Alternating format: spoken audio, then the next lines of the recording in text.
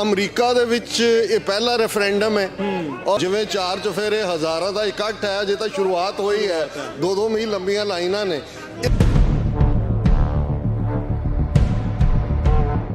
ਇਹ ਭਾਰਤੀ ਹਕੂਮਤ ਦੇ ਇਸ ਪ੍ਰੋਪੇਗੈਂਡੇ ਨੂੰ ਵੀ ਕਿ ਬਾਹਰ ਇਹ ਤਾਂ ਐਵੇਂ ਚੰਦ ਜਿਹੜੇ ਨੇ ਇਹਨਾਂ ਨੇ ਦੁਕਾਨਾਂ ਖੋਲੀਆਂ ਹੋਈਆਂ ਆਪਣਾ ਸੌਦਾ ਵੇਚਣ ਨੂੰ, ਇਸ ਗੱਲ ਨੂੰ ਵੀ ਇਹ ਤੋੜ ਦਿੱਤਾ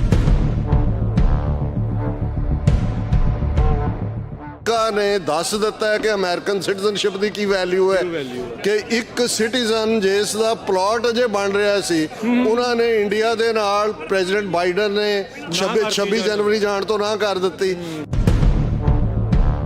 ਉਹ ਪਹਿਲਾਂ ਜਿਵੇਂ ਉਹ ਪੰਜਾਬੀ ਦਾ ਅਖਾਣ ਹੈ ਕਿ ਬੜਕ ਮਾਰੀ ਵੀ ਅਸੀਂ ਸਾਹ ਹੁੰਨੇ ਆ, ਤੇ ਜਦੋਂ ਅਗਲੇ ਨੇ ਦਬਕਾ ਮਾਰਿਆ ਗਊ ਦੇ ਜਾਏ ਜੀ ਬਖਸ਼ ਦਿਓ, ਉਹੀ ਐਟੀਟਿਊਡ ਸਾਹਮਣੇ ਆਇਆ ਕਿ ਜੀ ਰੈਫਰੈਂਡਮ ਨਾਲ ਕੀ ਖਾਲਿਸਤਾਨ ਬਣ ਜਾਏਗਾ, ਕਿਵੇਂ ਹੋਏਗਾ। ਤੇ ਮੇਰਾ ਇਹ ਕਹਿਣਾ ਸੀ ਕਿ ਦੇਖੋ 3 ਕਿਸਮ ਦੇ ਰੈਫਰੈਂਡਮ ਹੁੰਦੇ ਨੇ। ਜਿਹੜਾ ਕਮਿਊਨਿਟੀ ਦਾ ਪ੍ਰੈਸ਼ਰ ਹੈ ਕਿ ਕੱਲ ਨੂੰ ਅਸੀਂ UN ਦੇ ਲੈਵਲ ਦੇ ਉੱਤੇ ਪ੍ਰੈਸ਼ਰ ਬਿਲਡ ਕਰੀਏ ਕਿ ਭਾਈ ਇਹ ਕੌਮ ਆਪਣਾ ਅੱਡ ਮੁਲਕ ਚਾਹੁੰਦੀ ਹੈ, ਸਾਡੇ ਹਿਸਟੋਰੀਕਲ ਰੀਜ਼ਨਸ ਨੇ। ਅਸੀਂ 1849 ਤੱਕ ਇੱਕ ਰਾਜ ਭਾਗ ਦੇ ਮਾਲਕ ਸੀ, 1947 'ਚ ਅਸੀਂ ਤੀਸਰੀ ਧਿਰ ਸੀ, ਔਰ ਪਿਛਲੇ ਆਲਮੋਸਟ 37 ਸਾਲਾਂ 'ਚ 47 ਤੋਂ 84 ਤੱਕ ਅਸੀਂ ਪੀਸਫੁਲੀ ਸਟਰਗਲ ਕੀਤਾ ਹੈ।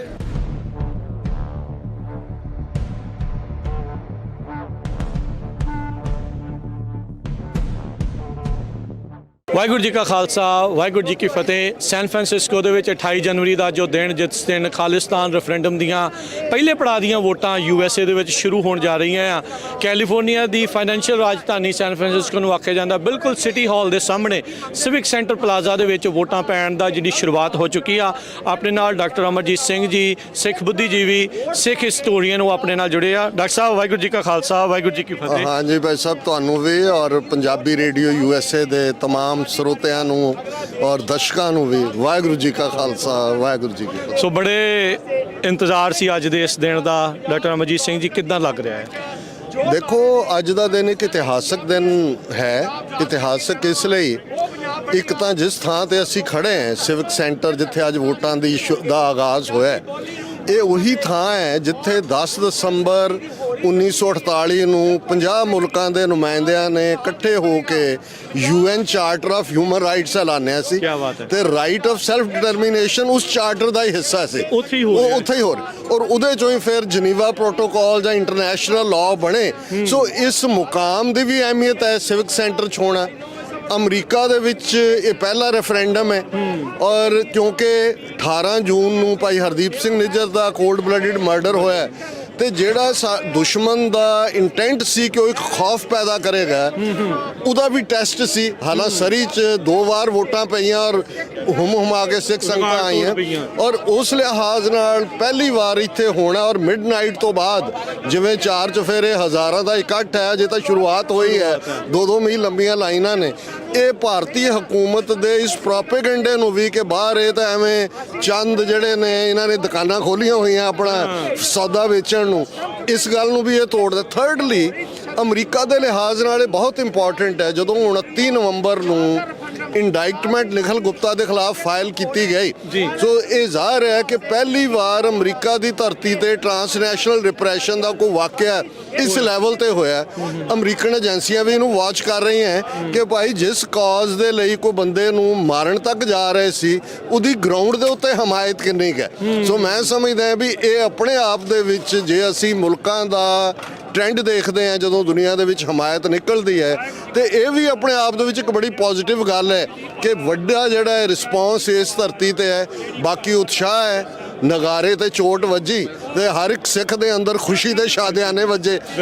ਸੋ ਇਸ ਲਿਹਾਜ਼ ਨਾਲ ਉਹ ਜਿਵੇਂ ਕਬੀਰ ਸਾਹਿਬ ਦਾ ਫਰਮਾਨ ਹੈ ਕਿ ਕਹਿਬੇ ਕੋ ਸੋਭਾ ਨਹੀਂ ਦੇਖਾ ਹੀ ਪਰਵਾਨ। ਤੁਹਾਨੂੰ ਇੱਥੋਂ ਦੀ ਖੁਸ਼ੀ ਨੂੰ ਮਹਿਸੂਸ ਕਰਨ ਲਈ ਇੱਥੇ ਖਲੋਣਾ ਪਏਗਾ।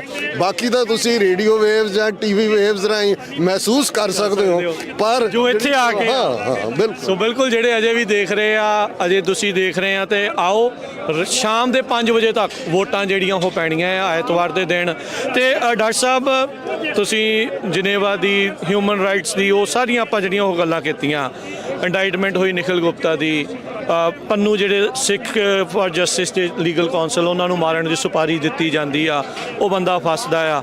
ਫਿਰ FBI ਕੁਛ ਦਿਨ ਪਹਿਲਾਂ ਹੀ ਇਹ ਇੱਕ ਜਿਹੜਾ ਆਡੀਓ ਮੈਸੇਜ ਉਹਨਾਂ ਦਾ ਆਉਂਦਾ ਆ ਵੀ ਭਾਈ ਤੁਹਾਨੂੰ ਕਿਸੇ ਵੀ ਤਰੀਕੇ ਦੇ ਨਾਲ ਕੋਈ ਡਰ ਪਾਉਣ ਦਾ ਭੈ ਕਰਦਾ ਆ, ਕਿਉਂਕਿ ਆਪਾਂ ਅਕਸਰ ਦੇਖਦੇ ਹਾਂ ਲੋਕਾਂ ਨੂੰ ਕਹਿੰਦੇ ਉੱਥੇ ਆ ਕੇ ਗੱਲ ਕਰੋ ਵੀ ਉੱਥੇ ਆ ਕੇ ਗੱਲ ਕਰੋ, ਜਿਹੜੇ ਹੁਣ ਇੱਥੇ ਗੱਲ ਕਰ ਰਹੇ ਆ ਉਹਨਾਂ ਦਾ ਉਹਦਾ ਕੋਈ ਜਵਾਬ ਨਹੀਂ ਹੁੰਦਾ।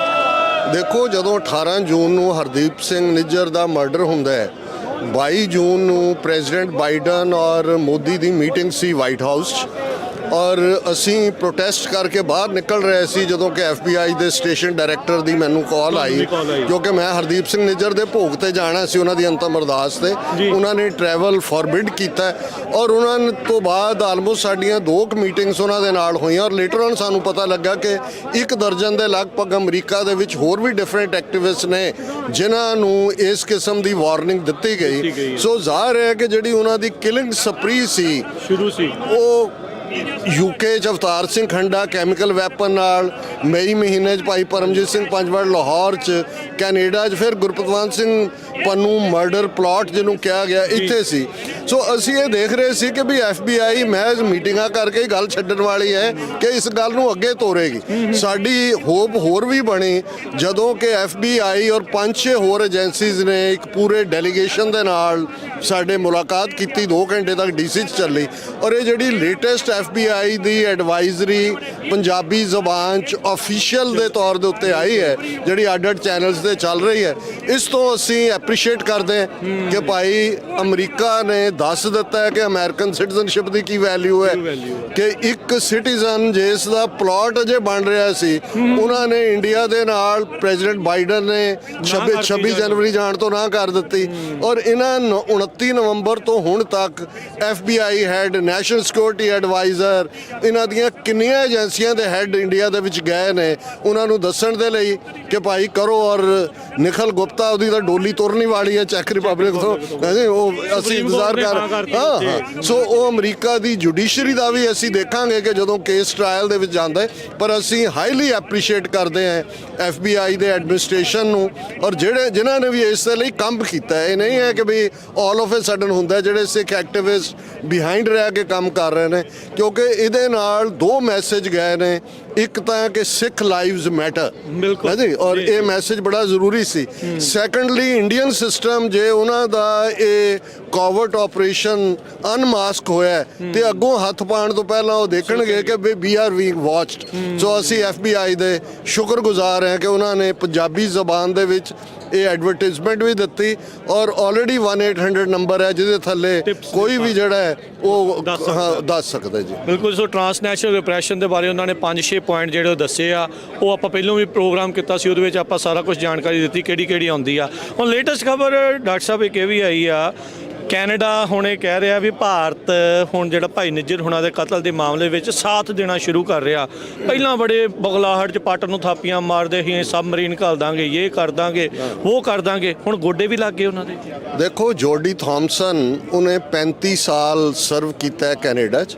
ਨੈਸ਼ਨਲ ਸਿਕਿਉਰਿਟੀ ਐਡਵਾਈਜ਼ਰ 2 ਸਾਲ ਪਹਿਲਾਂ ਜਨਵਰੀ ਦੇ ਮਹੀਨੇ ਦੇ ਵਿੱਚ ਉਹਨੂੰ ਥਾਪਿਆ ਸੀ ਜਸਟਿਨ ਟਰੂਡੋ ਨੇ। ਔਰ ਜੋਰਡੀ ਥਾਮਸ 26 ਜਨਵਰੀ ਲਾਸਟ ਡੇ ਸੀ ਜਦੋਂ ਉਹਦੀ ਰਿਟਾਇਰਮੈਂਟ ਹੋਈ ਹੈ। ਔਰ ਰਿਟਾਇਰਮੈਂਟ ਤੋਂ ਪਹਿਲਾਂ ਉਹਨੇ ਇੱਕ ਇੰਟਰਵਿਊ ਜਿਹੜਾ ਕਿ ਕੈਨੇਡਾ ਦੇ ਪ੍ਰਮੁੱਖ ਚੈਨਲ ਨੂੰ ਦਿੱਤਾ ਹੈ, ਜਿਹਦੇ 'ਚ ਉਹਨਾਂ ਨੇ ਕਿਹਾ ਕਿ ਵੀ India now is cooperating with Canada.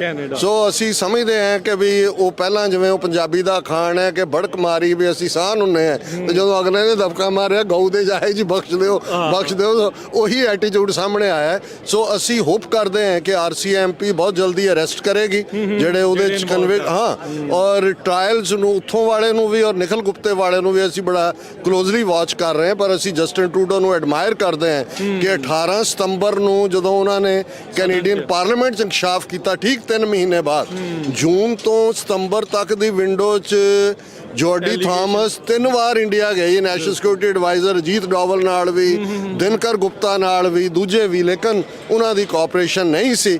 ਹੁਣ ਚਲੋ ਦੇਰ ਆਏ ਤਾਂ ਦਰੁਸਤ ਆਏ, ਲੈਟ ਵੀ ਸੀ ਕਿ ਬਈ ਵੱਡੇ ਭਾਈ ਦਾ ਜਦੋਂ ਸਿਰ ਤੇ ਹੱਥ ਹੁੰਦਾ ਅਮਰੀਕਾ ਵੀ ਪੂਰਾ ਸਪੋਰਟ ਕਰ ਰਿਹਾ ਤੇ ਉਹਦੇ ਨਾਲ ਬਹੁਤ ਫਰਕ ਜਿਹੜਾ ਉਹ ਪੈ ਰਿਹਾ ਆ। ਸੋ ਬਾਕੀ ਅਜੇ ਵੀ ਕਈ ਜਣੇ ਲੋਕ ਡਾਕਟਰ ਸਾਹਿਬ ਜਿੱਦਾਂ ਰੈਫਰੈਂਡਮ ਦੀ ਵੋਟ ਨੂੰ ਲੈ ਕੇ ਕਈਆਂ ਦੇ ਮਨਾਂ 'ਚ ਸ਼ੰਕੇ ਆ, ਡਰ ਆ, ਉਹਨਾਂ ਨੂੰ ਕੀ ਤੁਸੀਂ ਕਹਿਣਾ ਚਾਹੁੰਦੇ ਹੋ? ਨਹੀਂ ਦੇਖੋ, ਇੱਕ ਗੱਲ ਅਸੀਂ ਇਹ ਕਹਿ ਦੇਣਾ ਚਾਹੁੰਦੇ ਹਾਂ। ਅੱਜ ਵੀ ਮੇਰੇ ਤੋਂ ਵੀ ਕੁਝ ਵੀਰ ਪੁੱਛ ਰਹੇ ਸੀ ਕਿ ਜੀ ਰੈਫਰੈਂਡਮ ਨਾਲ ਕੀ ਖਾਲਿਸਤਾਨ ਬਣ ਜਾਏਗਾ, ਕਿਵੇਂ ਹੋਏਗਾ। ਤੇ ਮੇਰਾ ਇਹ ਕਹਿਣਾ ਸੀ ਕਿ ਦੇਖੋ, 3 ਕਿਸਮ ਦੇ ਰੈਫਰੈਂਡਮ ਹੁੰਦੇ ਨੇ। ਇੱਕ UN ਸਪਾਂਸਰਡ ਹੁੰਦਾ ਹੈ, ਜਦੋਂ ਯੂਨਾਈਟਿਡ ਨੇਸ਼ਨਸ ਕਹਿੰਦੀ ਹੈ ਵੀ ਵੋਟਾਂ ਪਵਾਏ, ਜਿਵੇਂ ਈਸਟ ਤੈਮੂਰ ਦੇ ਵਿੱਚ ਹੋਇਆ, ਸਾਊਥ ਸੁਡਾਨ ਦੇ ਵਿੱਚ ਹੋਇਆ ਇੰਡੀਪੈਂਡੈਂਟ। ਸੈਕੰਡਲੀ ਹੁੰਦਾ ਹੈ ਕਿ ਜਿਸ ਕੰਟਰੀ ਦੇ ਲੋਕ ਅੱਡ ਹੋਣਾ ਚਾਹੁੰਦੇ ਨੇ, ਉਹ ਕੰਟਰੀ ਦੇ ਗਵਰਨਮੈਂਟ ਕਹੇ ਜੀ ਅਸੀਂ ਤੁਹਾਡੇ ਨਾਲ ਪੁੱਛ ਲੈਂਦੇ ਹਾਂ ਤੁਹਾਨੂੰ, ਜਿਵੇਂ ਕਿਊਬੈਕ 'ਚ ਹੋਇਆ 1980 'ਚ, 1995 'ਚ, ਸਕਾਟਲੈਂਡ 'ਚ ਹੋਇਆ 2016 'ਚ ਮੋਸਟ ਲਾਈਕਲੀ। ਥਰਡਲੀ ਜਿਹੜਾ ਨਾਨ ਬਾਈਂਡਿੰਗ ਹੈ, ਜਿਹੜਾ ਕਮਿਊਨਿਟੀ ਦਾ ਪ੍ਰੈਸ਼ਰ ਹੈ ਕਿ ਕੱਲ ਨੂੰ ਅਸੀਂ UN ਦੇ ਲੈਵਲ ਦੇ ਉੱਤੇ ਪ੍ਰੈਸ਼ਰ ਬਿਲਡ ਕਰੀਏ ਕਿ ਭਾਈ ਇਹ ਕੌਮ ਆਪਣਾ ਅੱਡ ਮੁਲਕ ਚਾਹੁੰਦੀ ਹੈ। ਸਾਡੇ ਹਿਸਟੋਰੀਕਲ ਰੀਜ਼ਨਸ ਨੇ, ਅਸੀਂ 1849 ਤੱਕ ਇੱਕ ਰਾਜ ਭਾਗ ਦੇ ਮਾਲਕ ਸੀ, 1947 'ਚ ਅਸੀਂ ਤੀਸਰੀ ਧਿਰ ਸੀ, ਔਰ ਪਿਛਲੇ ਆਲਮੋਸਟ 37 ਸਾਲਾਂ 'ਚ 47 ਤੋਂ 84 ਤੱਕ ਅਸੀਂ ਪੀਸਫੁਲੀ ਸਟਰਗਲ ਕੀਤਾ ਹੈ। ਜੂਨ 84 'ਚ ਟੋਟਲ ਵਾਰ ਸਾਡੇ ਤੇ ਡਿਕਲੇਅਰ ਕੀਤੀ, ਔਰ ਪਰਸੀਕਿਊਸ਼ਨ ਇਹਨਾਂ 4 ਦਹਾਕਿਆਂ 'ਚ ਹੋਈ ਹੈ।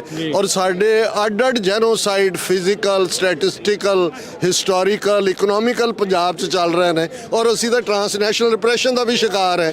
ਇਸ ਲਈ ਕੌਮ ਆਪਣਾ ਰਿਜ਼ੋਲਵ ਦੇ ਰਹੀ ਹੈ, UN ਨੂੰ ਕਹਿ ਰਹੀ ਹੈ ਕਿ ਭਾਈ ਇੰਟਰਵੀਨ ਕਰੋ, ਇੰਡੀਆ ਨੂੰ ਅਕਾਊਂਟੇਬਲ ਬਣਾਓ, ਔਰ ਉਸ ਧਰਤੀ ਦੇ ਉੱਤੇ ਰੈਫਰੈਂਡਮ ਕਰੋ। ਸੋ ਮੇਰਾ ਖਿਆਲ ਹੈ ਵੀ ਇਸ ਨੂੰ ਜਿਹੜਾ ਵਿਰੋਧ ਕਰਨਾ ਨਹੀਂ ਬਣਦਾ, ਕਿਉਂਕਿ ਮੇਰਾ ਹਮੇਸ਼ਾ ਇਹ ਕਹਿਣਾ ਹੁੰਦਾ ਕਿ ਇਹ well within the ambit of UN charter ਹੈ, well within the international law ਹੈ। ਕਿਸੇ ਸ਼ਖਸ ਨਾਲ ਸਾਡੇ ਡਿਫਰੈਂਸਿਸ ਹੋ ਸਕਦੇ ਨੇ, ਔਰ ਅੱਜ ਅਸੀਂ ਜਿਸ ਮੁਕਾਮ ਤੇ ਖੜੇ ਹਾਂ, ਮੈਂ ਇਹ ਕਲੋਜ਼ਿੰਗ ਦਾ ਕਮੈਂਟ ਕਰਾਂਗਾ। ਜਿਵੇਂ ਸਰ ਜੱਸਾ ਸਿੰਘ ਆਹਲੂਵਾਲੀਆ ਨੇ ਵੱਡੇ ਘੱਲੂਘਾਰੇ ਵੇਲੇ, ਜੋ ਹਾਲਾਂਕਿ 12 ਮਿਸਲਾਂ ਉਦੋਂ ਕਾਇਮ ਸਨ ਔਰ ਆਪਸ 'ਚ ਖੈਬੜਦੇ ਵੀ ਸੀ, ਤੇ ਉਹਨਾਂ ਨੇ ਮੈਸੇਜ ਦਿੱਤਾ ਸੀ ਕਿ ਮਿਸਲ ਵੰਡ ਅਬ ਕਬਹੂ ਨਾ ਪਾਓ, ਰਲ ਮਿਲ ਕੇ ਪੰਥ ਬਚਾਓ। ਸੋ ਮੈਂ ਸਮਝਦਾ ਵੀ ਅੱਜ ਸਾਨੂੰ ਔਰ ਅਦਰਵਾਈਜ਼ ਜਿਵੇਂ ਫਰੈਂਕਲਿਨ ਨੇ ਕਿਹਾ ਸੀ, ਅਮਰੀਕਾ ਦਾ ਵੱਡਾ ਥਿੰਕਰ ਹੋਇਆ ਕਿ we all should hang together, otherwise we will be hanged separately. Thank you, ਬਹੁਤ ਧੰਨਵਾਦ ਜੀ, ਬਹੁਤ ਮਿਹਰਬਾਨੀ। ਇਹ ਸਨ ਡਾਕਟਰ ਅਮਰਜੀਤ ਸਿੰਘ ਜੀ, ਜਿਨ੍ਹਾਂ ਨੇ ਆਪਣੇ ਵਿਚਾਰ ਸਾਂਝੇ ਕੀਤੇ। ਲਗਾਤਾਰ ਕਵਰੇਜ ਪੰਜਾਬੀ ਰੇਡੀਓ USA ਦੇ ਉੱਤੇ ਇੱਦਾਂ ਹੀ ਚੱਲ